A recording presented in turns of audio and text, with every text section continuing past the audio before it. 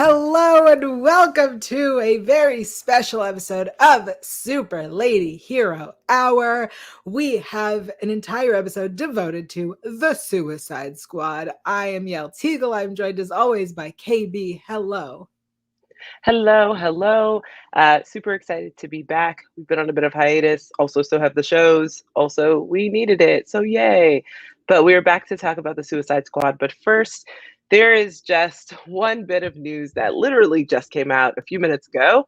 And Chloe Bennett is out of the Powerpuff Girls. So, she will no longer be a part of the project. She was supposed to be Blossom. That's not happening. As we know, they shot a pilot and the CW didn't pass, but they did ask them to reshoot the pilot. So I have no idea what this means, but if you guys have been watching this show, you know that I have not been super excited about this version. I love the Powerpuff Girls, but like a live action was kind of iffy to me. And so who knows with Chloe out if she's going to be replaced or if this pilot's even really moving ahead with the CW. That being said, maybe it'll move ahead somewhere else. I have no idea, but how are you feeling, Yael? I know you were a bit more excited about this. I am so excited about this Powerpuffs live action. I don't know why I'm so excited, but this news is interesting, and I have a feeling that I'm going to say it now. I have a feeling that this show is going to continue going through changes. We might get a whole new cast because we're definitely getting a whole new pilot. And I don't foresee us seeing this show on the air for quite a few years. I think we have some time before we ever get to see this. That's what I think. Quite a few years. Wow, that's aggressive. But definitely not in the 2022 slot, I feel like, for sure. No. But few years, I don't know, maybe in 2023 if the CW doesn't pass altogether. So it we're makes gonna me find think out. of Snowpiercer, which was, Right. Mm-hmm. that show was being made for years before we got it. It also switched networks, but technically when it switched networks, it was still underneath the same umbrella. Like it, they were owned by the same company, so it wasn't like terribly hard to switch networks in that regard. But now, they just finished filming another season of Snowpiercer, and so it seems to be doing well for that particular network. So cool. But yeah, I have no idea. I have no idea what's going to happen with this. So here we are. Yeah. All right. Well, you've joined us because you would love to know our thoughts on the Suicide Squad film, and it is time. We are here to discuss the highly anticipated film from director and writer James Gunn. So we will be chatting about the Suicide Squad. This is your full spoiler warning. If you have not seen it yet, then you can go to the theaters or hop on HBO Max and see it. But you definitely probably want to watch it first before watching this because we're going to spoil it all. Now, I will say this is a standalone sequel. It's important to note a standalone sequel to the 2016 film. Did y'all already know the DCEU does like the most random things with its films and structure? But here we are. So, Yael, how did you feel? I thought we were waiting an eternity for this movie. How did you feel about the Suicide Squad? I really liked it. Not surprising. I like gore. I like excitement. I like action. This was fun. I had a great time. I laughed. It was very funny. I really enjoyed this. There wasn't anything that I was like, there was one thing that I thought didn't need to happen, but otherwise everything was great. And genuinely the one thing I felt didn't need to happen was inconsequential. It was literally when Harley's in the pit and it says "Meanwhile Harley." That was the only thing that I was like, that's unnecessary. He just set it up. He just set up "Meanwhile Harley," and then it was written for no reason. That's my only thing that I was like, I could have done without that. That's how good this movie was. Only thing. That was my only thing. I loved this movie. I thought it was so fun. I thought it was beautiful. I thought, everything about it was, it's what I wanted. This is what I wanted. What about you? How did you feel? So I actually really enjoyed the film. I audibly laughed out loud like a few times Mhm. because there were quite a few one-liners. I will say, in stark comparison, John Cena is actually hilarious in this film as Peacemaker. Like he actually has some of the best one-liners of the film.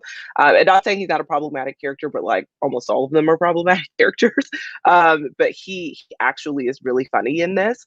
I would say, this is clearly an Idris Elba film in the sense that, like, it was very much Bloodsport's story and him, kind of coming into the leader that, he probably was always meant to be. But it was good to see him kind of, take the lead in this and run with it. I will always say that, like, Margot Robbie as Harley Quinn is really great casting. It has been since the very beginning. And I do appreciate Harley so much in them allowing her to really just kind of be Harley in every film that she's in. And this is no different. So I really liked that. I do think that we called it the amount of deaths were exceptionally high, literally from like moment 5 at the 5 minute mark, essentially. And so, we knew that that was going to happen. And but I really, really enjoyed it. I mean, I do think that like soundtrack was the costuming actually is really, really good. Yes. It's like exceptional. I thought like, oh my gosh, these pieces look incredible. And the storyline was like not terribly hard to follow. I do think that they had like some pockets where I was like, okay, y'all, now really what is going on? Because there were times where you were like, is this person like a good person? Are we still trying to like it was kind of hard. And I don't know that the kaiju being like the main threat really necessarily worked for me. Like the kaiju was interesting and definitely a mess. And of course created by the American government, essentially like always Right. happens. Well, of course, it's a cover up. But I don't know. I kind of wanted there to be another threat looming, like sort of behind the kaiju. I don't know. Yeah. Interesting. I agree with you. I think that there was a lot. There was a lot. The plot was a lot. Because we literally start with two teams. Um, and then then our team gets captured and we have to split and we have to go capture or save, and then we have to go to the main goal of where we were getting to. But to do that first, we have to pick up this other guy, and then we get to where we're going, and it turns out that there's more to do here, a lot more. And then Starro has been released. So yeah, there was a lot. But it didn't feel, there are some recent films that I've watched where I went, this is 2 hours. And this didn't feel that way. This felt Yeah. good and fun and exciting. And, there was, I think, a death that surprised me. And that's about it. The rest of the deaths made sense. And then other deaths that did not stick that surprised me. I would say that I was okay with everyone's death except so Polka Dot. I like really enjoy David in this role as Polka Dot Man.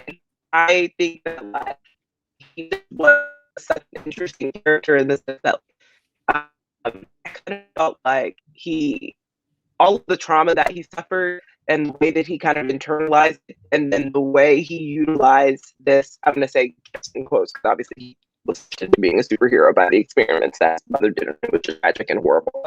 But apart from that, like the gifts, I don't know. Like he was funny, he was endearing, he had heart, he was empathetic. Like he just was like a good character to me, and I was really sad that he died. So I did not like that at all.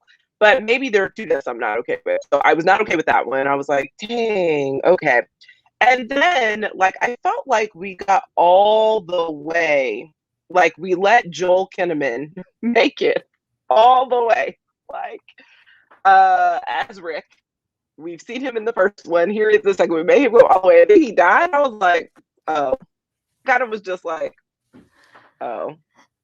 Yeah, that was one of the surprises for me. And I literally said, oh, I guess he doesn't want to be in another one. Which I'm pretty sure I'm pretty sure it's not it. I don't know. Maybe it was just like we've seen enough Rick Flag in these, or I don't know. All that to say, Peacemaker dies as well. And we already know that his show is going to be set in the past anyway. So, But did you catch the post-credit scene? So I catched Weasel in the post-credit scene coming back to life. But not Peacemaker in the hospital. No. Mm-mm. So guess I missed that one. I mean, it was very difficult to tell who so it was. Was it the second post-credit scene? I guess, yeah. Oh, okay, because I only saw one post-credit scene. Oh, yeah. So, yeah, Peacemaker is not dead. That said, okay. We knew that the show was supposed to take place in the past, so... Right, so I kind of was okay with him dying because I was like, well, it doesn't really matter because the show's taking place in the past and it's more of like an origin story, so I don't care if he lives or not, was kind of how I felt. Right. With that happening, I mean, I was about to say that happening, there's potential for Rick Flag to show up in other properties if we're doing things that happened in the past. So it's not necessarily that Joel Kinnaman won't be in anything else, was what I was about to say. But I mean, also since they're just bringing people back, he might come back either way. I mean, clearly, because also I should say that like I didn't think Weasel was dead in the beginning. So when that post-credit scene happened, I was like, oh, it makes sense because I actually thought he was going to be alive a lot sooner. But also, that credit scene where Weasel comes back to life happens like 5 minutes after he died. So then I was like, well, where were you this whole time? Because... yeah. Yeah, you make a great point. That said, when Weasel died the first time, I was like, man, James Gunn, isn't that your brother? Isn't that your brother that you just killed? Oh well. I mean, like, truly, oh well, I'm doing it for the sake of art. But also, he's still alive, so we are. But also, what happened to him?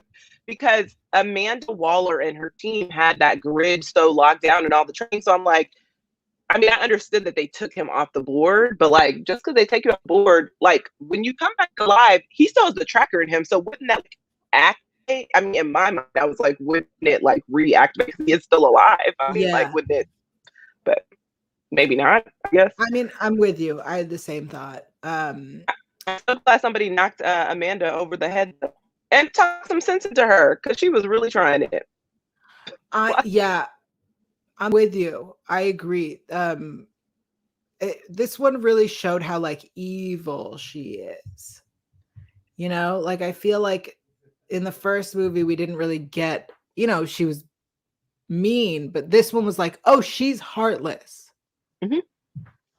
Yeah. I know another person who's heartless that she reminds me of, and she reminds me of Cecil on Invincible, because mostly they are all about protecting larger bodies, and those larger bodies are usually like whatever universe or country that they're in. So Amanda's all about protecting the American government and its secrets, and sometimes its people. But because those people were not American, she was like, I don't care. And so she's like, we can let them all die. And I was like, true colors shining through, Amanda. Yeah, I like that her team had backbone. Mm-hmm. Mm-hmm. That was even after she got them gambling and taking bets on who would die first. I'm surprised she wasn't part of that, honestly. That feels like something she would do. It does. Well, on one hand, it feels like something she would do, but on the other hand, it feels like something she would not do because she would not fraternize with those lower than her. Like, you know what I mean? Yeah. I mean, I'm sure she has her own like sheet where she's keeping track of her own thoughts. Yes. She definitely has her own kill list. Yeah. It's just she's not getting paid for them. So right. Let's talk about Harley for a bit. Because in addition to this being a Bloodsport film, there was a really nice whole storyline about Harley, really like her growth and her ability to save herself. Yes, you're laughing. What are your thoughts on Harley? I'm laughing because she has like one of the best one-liners of the film. Like when he starts to go off the rails and talks about killing children and she murders him and she said, "Listen, I promised myself when I saw any red flags that I would kill you. So here we are." And I just thought this is the most ridiculous thing, but also so very Harley, because instead of her saying, the moment I found out some red flags, I would leave the relationship, she said, "No, if I find a red flag, you have to die." And that's just really only it. So She's not wrong.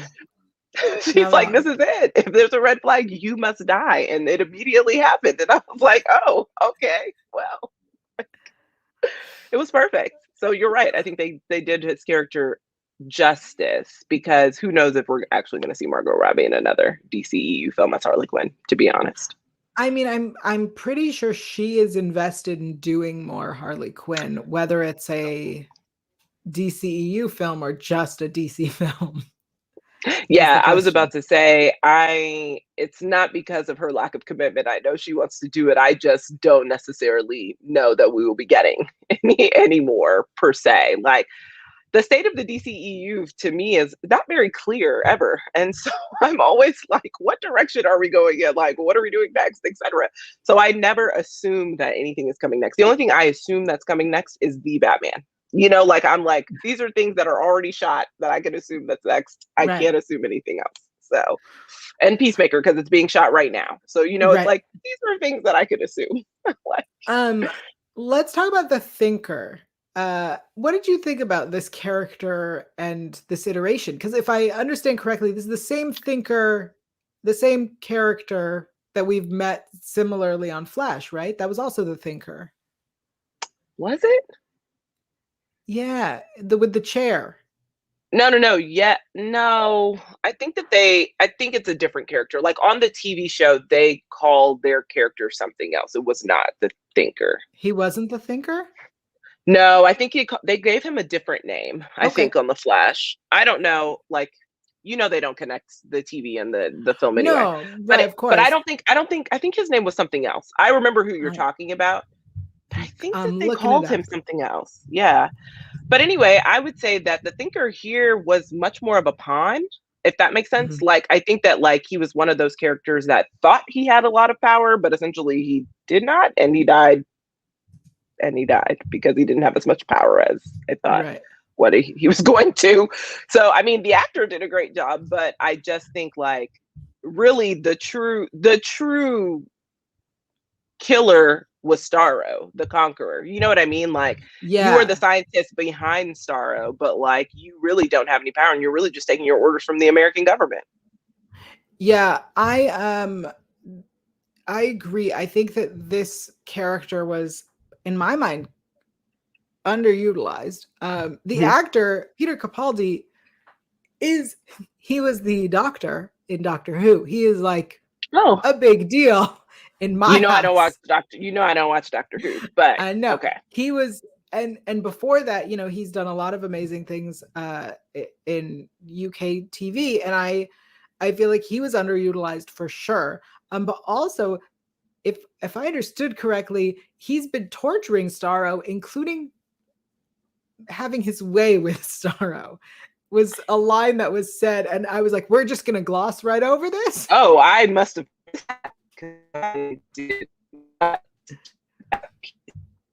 Also, yeah, the short was actually also I don't think subjects as well, like his torture. The other piece that you just mentioned. So.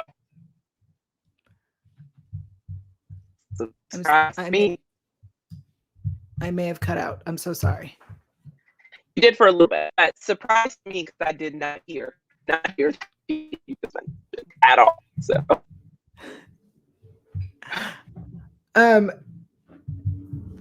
answered my question about the Thinker, and I was wrong. Yeah, they're not the same. No, but you are correct that the Flash did have a character. Mm-hmm. But they are not saying that they did have. I thought his name was different. Oh, okay. I only Devo. That's what we kept calling him, Devo. So I never even knew his name was from Flash. I kept calling him Devo. You were they're not, yeah, they're not the same character. Okay. But they did have one. So you're right. Um, But what? Ugh, I can't believe this. I didn't even like that line. There's just so many negatives.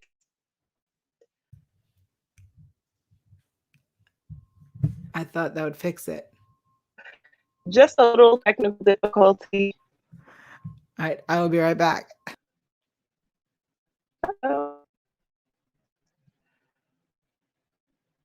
Let's see if y'all can come back to us.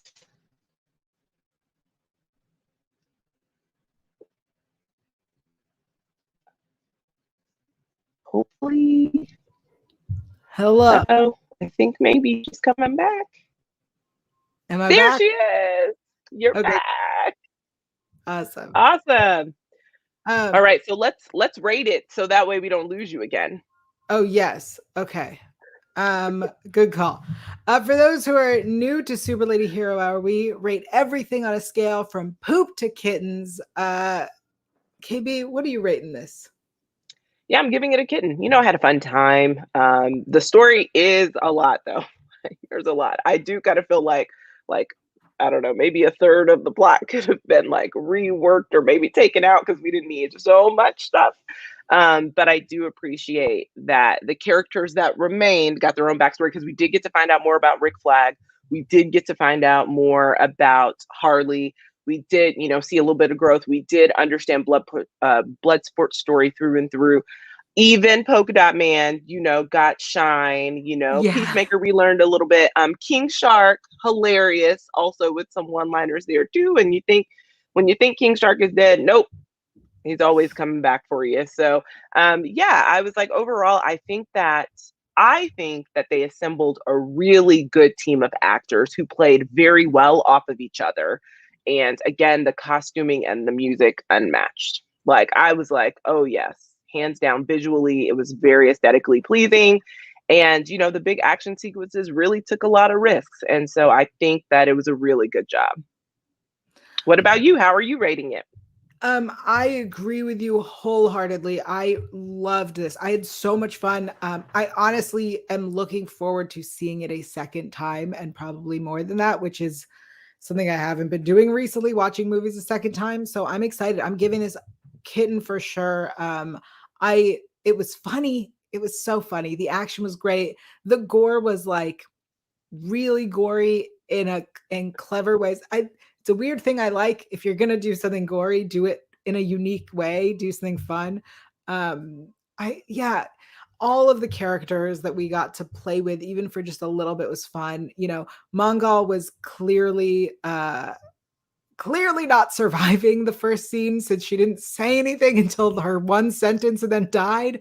I think Nathan Fillion was, you know, a fun cameo. I would also say Pete Davidson was a fun cameo. But really, like the characters we got to play with, as you said, Polka Dots, and Rat Catcher too. Ratcatcher. Like Yeah. I really enjoyed those characters a lot. And you know, even Weasel was interesting. So yeah, kitten for me. I will be watching this movie again for sure. All right. So let's get into our segments. Let's first chat about who the performer of this particular week and this film was for you. Who stood out the most?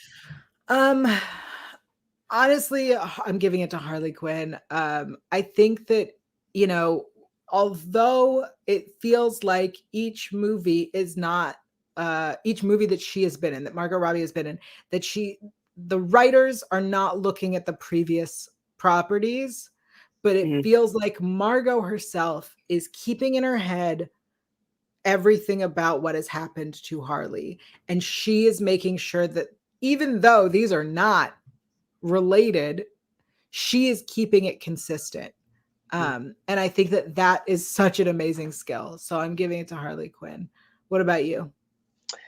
Yeah, so it's going to be a bit of a three-way tie for me. So one, I think Idris Elba did a fantastic job as Bloodsport. I just think that, like, it was funny, endearing. You were mad at him. He was rude. He was still dealing with all the trauma that his father brought on him, and I just think he did fantastic. I'm also going to second Margot Robbie as Harley Quinn. I always think she does a great job, and I do think, to your point, she's very conscious of the journey that Harley has been on in these films, and she brings elements of each film to each new performance, which is exceptional. And I enjoy every single time. And Harley is always someone that you can count on, Margot specifically, to deliver kind of these one-liners in a way that no one else can. Yeah. And so I always enjoy that. Then my last person in the three-way tie, it's going to go to Ratcatcher 2. I actually enjoyed how loving this character is. So it's Yeah. interesting because like no one is thinking about Ratcatcher kind of having the level of empathy and love and heart that she ends up having, but she does, and it's exceptional. And I think it comes across well, and it's necessary on the team. And she helps Bloodsport and everyone really kind of realize different versions and elements of themselves kind of rooted in love. And while she had a very traumatic childhood, and Taika Waititi is her father for 3.5 seconds in it, while she has like this, like a very tragic kind of origin story, she recognizes that her father did the best that he could. And she's Mhm. appreciative kind of all that he gave her in that short amount of time that they had together. And she's taken that with her kind of everywhere she's been. So I enjoyed kind of the layers that she added to the film as well.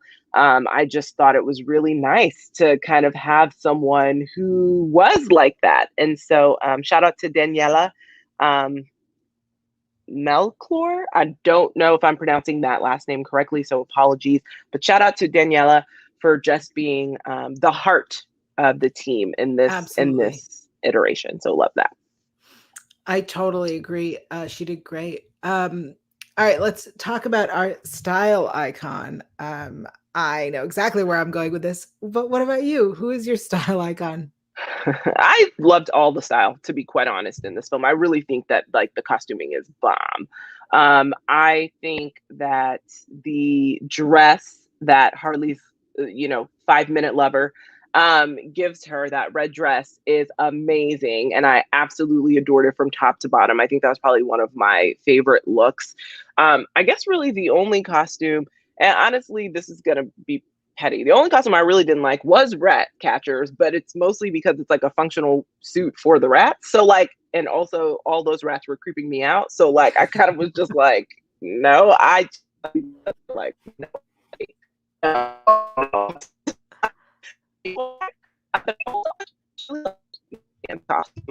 I thought it was good, and the costume was good too. Even though he's a giant tool.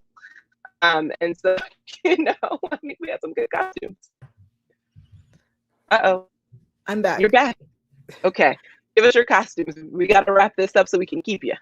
I'm going with Harley's dress, but after she breaks out, when she like makes one side shorter, Okay. that's the moment when I went, this is a costume I would wear. I'm gonna cosplay this 100%. Yeah. But I did love when she first appeared in like a Harley Quinn outfit. Mhm. That was a really fun nod, but the dress is what won it for me. Yeah, the dress is exceptional. All right, and lastly, OMG moment of the film for you. Where are you giving it? Oh wow. There's so many. Oh wow. I need a minute. Go first. I need a minute. I think for me it was mostly when like Star Row started releasing his kids or offspring or pieces of himself, because they did say it wasn't offspring, it was just extensions of himself, onto like the general public, and it started like breaking people's brains apart and attacking their, like, I think that was the most jarring for me. Like, those starfish were exceptionally deadly, but it was weird because everyone's death looks different, or like how it's happening. And sometimes it was exceptionally violent, and sometimes it was just like, okay, we finally controlled your mind. And then, the team get violent because they would shoot them or do other things. And I was like, this is a lot. It's a lot. So yes, but then two, I guess my next one would go to when they went inside of Star Wars. That was like, what is happening? And this is so gross. Like, so yes, that was my second one. All right. I think okay. I think I have a few. And they're all bloody. So when Amanda Waller explodes Savant's head in the Oh my beginning. gosh, yes. Yes. And then when Harley shoots the guy for the red Her. flag. Oh, Um, yes. yeah. Yeah. Yeah, those are the ones. I would also say when she runs in with the javelin, because you're right, inside that was so gross. But it was very clear that that's what was going to happen. Yeah. Oh, I understand the purpose of why I have this javelin now. And then I was like, Yeah. oh no, here we go. I know it's about to Yeah. get gross. Yeah, for sure. So Yeah. That's it. That's our thoughts on the Suicide Squad. what a journey. Well, Yael, until next time, where can everyone find you? What are you up to next? I am everywhere on the internet at Yael Tygiel. That is YAELTYGIEL. Oh, let me remove that so you can read it. I'm also on Saturdays and Sundays. You can find new episodes of the official Leverage Redemption After Show, a very distinctive podcast on the Electric Now app. Also, later today, I have my show with the Hollywood Critics Association called Hollywood Approved, where we discuss the latest things that we watched, and then we fan cast. So today we're fan casting Legally Blonde. So please join us for that at 3 o'clock Pacific, 6 o'clock Eastern. Until next time, KB, where are you and what are you up to? Yeah, I'm everywhere at the Lady KB. That's THELADYKAYB. Later this week, I'll be dropping my chat with Jennifer Hudson and Marlon Wayans about Respect, which is the new Aretha Franklin film that will be out in theaters this Friday. So it will be out this week. They are a delightful pair. And so super, super excited about that. So just keep your eye open for that coming this week. And I also had some fun chats earlier this week from some content that's about to come out. So the He's All That remake of the She's All That movie will be out here shortly. So I'll have content coming for that over the next 2 weeks. And then I also got an opportunity, if you missed it, to talk to Paris Hilton about this new cooking show that she has on Netflix called Cooking with Paris. She's actually super fun. A lot of people don't realize she is a huge tomboy. I just think because of her outward persona. But she is like definitely more of an introvert, tomboy, nerd type. So it was really nice to chat with her about her cooking show. Her cooking show is actually pretty funny. She has a lot of different guests on there. And Saweetie is one of them. And if you haven't heard, she has this new deal with McDonald's where she has these meals out. So maybe watch her episode where she makes her famous tacos on Cooking with Paris out on Netflix now. So Awesome.